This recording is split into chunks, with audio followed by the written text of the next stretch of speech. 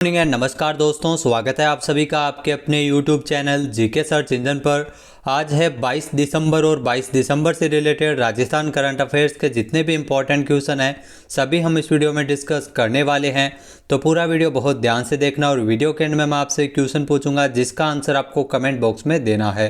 कल के वीडियो में मैंने आपसे क्वेश्चन पूछा था जो था हाल ही में सूचना एवं जनसंपर्क विभाग के सूजस ऐप का लोकार्पण राजस्थान में किसके द्वारा किया गया था। तो इस ऐप का लोकार्पण किया था सीएम अशोक गहलोत ने, यानी कि बी ऑप्शन इसका बिल्कुल सही था। जिन दोस्तों ने बी ऑप्शन कमेंट बॉक्स में सही जवाब दिया था उनको हार्दिक शुभकामनाएं। राजस्थान के मुख्यमंत्री अशोक गहलोत ने 17 दिसंबर को राज्य सरकार के 4 वर्ष पूरे होने के अवसर पर जयपुर के जवाहर कला केंद्र में राज्य स्तरीय विकास प्रदर्शनी का उद्घाटन किया और इसी दौरान उन्होंने सूचना एवं जनसंपर्क विभाग के सूजस ऐप का लोकार्पण किया। सूजस बुलेटिन, सूजस ई बुलेटिन और सूजस पॉडकास्ट आवाज़ का भी लोकार्पण किया गया था।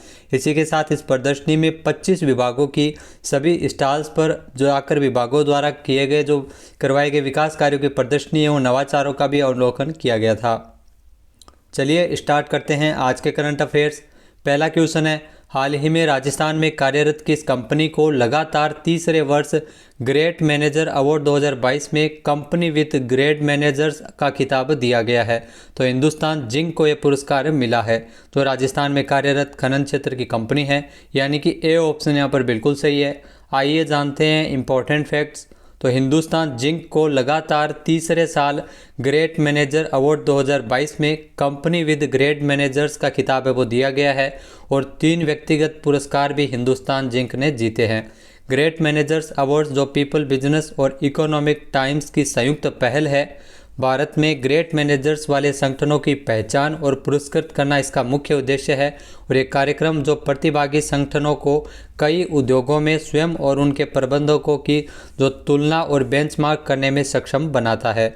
द इकोनॉमिक टाइम्स और पीपल बिजनेस ने हिंदुस्तान जिंक को यह पुरस्कार दिया है जिसमें मनमीत सिंह, पराग जैन और मोहम्मद अली को शीर्ष टॉप 100 में ग्रेट मैनेजर्स में शामिल किया है। इसके अलावा जो टॉप 300 में हिंदुस्तान जिंक के 12 मैनेजर्स को इसमें नामित भी किया गया है। नेक्स्ट क्वेश्चन है, हाल ही में राजस्थान के किस जिले में 21 दिसंबर से शिल्पग्राम महोत्सव शुरू हुआ है। तो राजस्थान के उदयपुर में 21 दिसंबर से शिल्पग्राम महोत्सव है जिसकी शुरुआत की गई है, यानी कि सी ऑप्शन इसका बिल्कुल सही है। आइए जानते हैं इंपॉर्टेंट फैक्ट्स। तो जिलों की नगरी उदयपुर में 21 दिसंबर से 10 दिवसीय शिल्पग्राम महोत्सव शुरू हुआ है। राजस्थान के राज्यपाल कलराज मिश्र द्वारा इसकी शुरुआत की जाएगी। 10 दिवसीय शिल्प महोत्सव के दौरान 800 शिल्पकार और 1000 लोक आर्टिस्ट खुद की कलाकारी का प्रदर्शन करेंगे। ये मेला 21 दिसंबर यानी 21 दिसंबर से इसकी शुरुआत हुई है और 30 दिसंबर तक आयोजन किया जाएगा। शिल्पग्राम महोत्सव इस दौरान हर रोज़ अलग अलग थीम पर कई कार्यक्रम भी आयोजित किए जाएंगे। तो जिलों की नगरी उदयपुर में शिल्पग्राम महोत्सव है जो 21 दिसंबर से शुरू हुआ है। नेक्स्ट क्वेश्चन है, हाल ही में राजस्थान में मुख्यमंत्री पुनर्वास गृह योजना के लिए कितने करोड़ रुपए के वित्तीय प्रावधान को स्वीकृति प्रदान की है। तो राजस्थान में महत्वपूर्ण योजना चलाई जा रही है। योजना का नाम है मुख्यमंत्री पुनर्वास गृह योजना और इस योजना की अगर बात की जाए तो इसके लिए 28.53 करोड़ रुपए की वित्तीय स्वीकृति प्रदान की गई है, यानी कि सी ऑप्शन यहाँ पर बिल्कुल सही है। आइए जानते हैं इंपॉर्टेंट फैक्ट्स। तो हाल ही में राजस्थान सरकार द्वारा जो बेघर वृद्धजन एवं कामकाजी महिलाओं और असहाय व्यक्तियों के समुचित आवास के लिए नई योजना बनाई है सरकार ने, मुख्यमंत्री पुनर्वास गृह योजना, जिसके माध्यम से 28.23 करोड़ रुपए के वित्तीय प्रावधान को इसके लिए स्वीकृत किया गया है। प्रस्ताव के अनुसार विभागीय भवन निर्मित होने तक गृहों का संचालन उपलब्ध राजकीय भवनों में और राजकीय भवनों की उपलब्धता की स्थिति में किराए के भवनों में किया जाएगा। इसके लिए कई जिलों में इसके लिए आवासों की भी व्यवस्था की जाएगी। सरकार ने बजट 2022-23 में 75 आवासीय क्षमता वाले 45 मुख्यमंत्री पुनर्वास गृहों को स्थापित किए जाने की घोषणा की थी और इस घोषणा के तहत यह वित्तीय स्वीकृति हाल ही में 28.23 करोड़ रुपये जारी किए हैं। अगला क्वेश्चन है, हाल ही में राजस्थान में साल 2023 में शुरू होने वाले राजीव गांधी शहरी ओलंपिक खेलों के लिए ऑनलाइन पोर्टल को किसने लॉन्च किया था? तो इस पोर्टल को लॉन्च किया गया था अशोक चांदना, जो राजस्थान में खेल मंत्री है, यानी कि ए ऑप्शन यहाँ पर बिल्कुल सही है। राजस्थान में अगले साल 2023 से राजीव गांधी शहरी ओलंपिक खेलों का आयोजन किया जाएगा। तो हाल ही में राजस्थान में ग्रामीण ओलंपिक खेलों का आयोजन हुआ था, उसी की तर्ज पर शहरी क्षेत्रों में भी ओलंपिक खेलों का आयोजन अब राजस्थान में किया जाएगा। आइए जानते हैं इंपॉर्टेंट फैक्ट्स। तो राजस्थान में राजीव गांधी शहरी ओलंपिक खेलों के लिए 21 दिसंबर से रजिस्ट्रेशन शुरू हो गया है और सचिवालय में खेल मंत्री अशोक चांदना ने इसके लिए ऑनलाइन पोर्टल को भी लॉन्च किया था। इसके माध्यम से खिलाड़ियों का पंजीकरण है वो ऑनलाइन पोर्टल के माध्यम से किया जाएगा। तो 1 माह तक ये खुला रहेगा। ऑनलाइन आवेदन की डेट है। प्रदेश में शहरों में पहली बार होने वाले ओलंपिक खेलों की शुरुआत वो 26 जनवरी 2023 से की जाएगी और इस खेलों के आयोजन के लिए निकायवार क्लस्टर का भी निर्माण किया गया है। राज्य की 240 नगरीय निकाय, जिसमें 10 नगर निगम, 36 नगर परिषद और 194 नगर पालिकाएँ शामिल है, जहां पर इन खेलों का आयोजन किया जाएगा। इस बार राजीव गांधी शहरी ओलंपिक खेलों में 7 खेल शामिल किए गए हैं।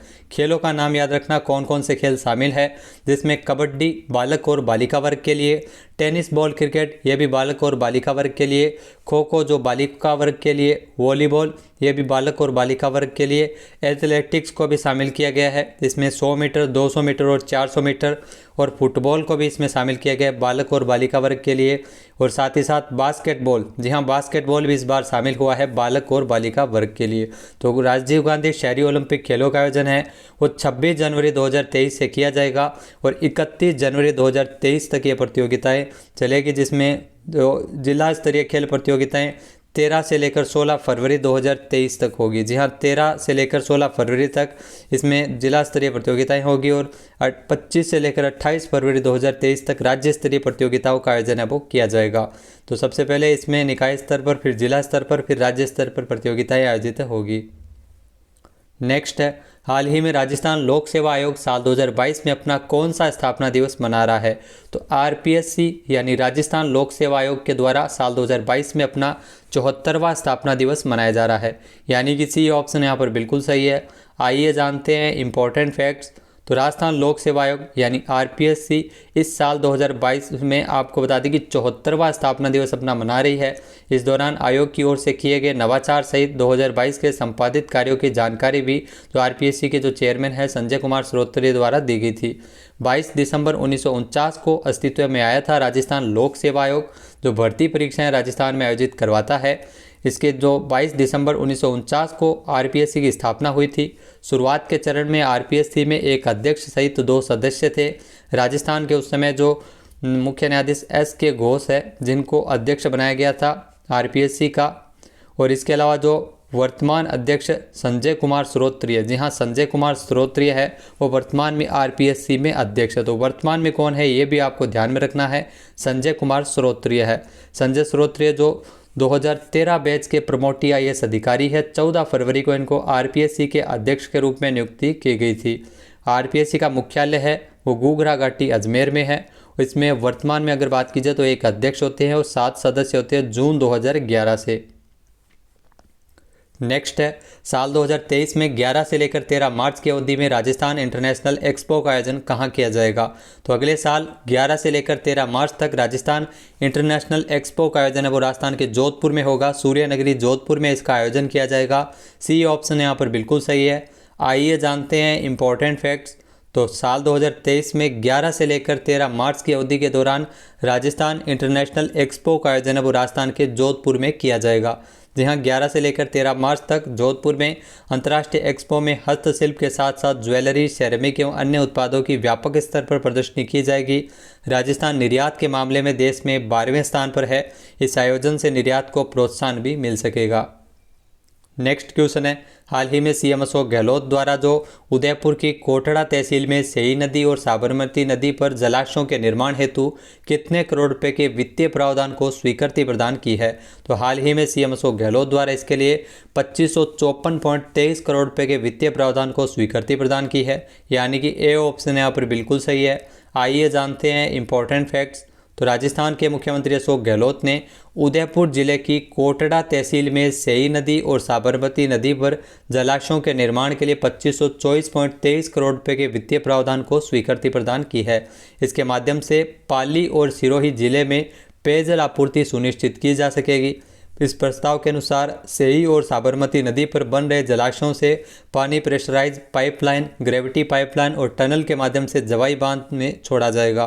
मुख्यमंत्री अशोक गहलोत ने बजट 2022-23 में पाली और सिरोही जिले में पेयजल आपूर्ति सुनिश्चित करने के लिए उदयपुर की कोटड़ा तहसील में सेई और साबरमती नदी पर जलाशयों के निर्माण की घोषणा की थी। अगला क्वेश्चन है, हाल ही में साल 2021-22 की फूड सेफ्टी इंडेक्स में राजस्थान कौन से नंबर पर आया है? तो राजस्थान है वो फूड सेफ्टी इंडेक्स में 10वें पायदान पर है।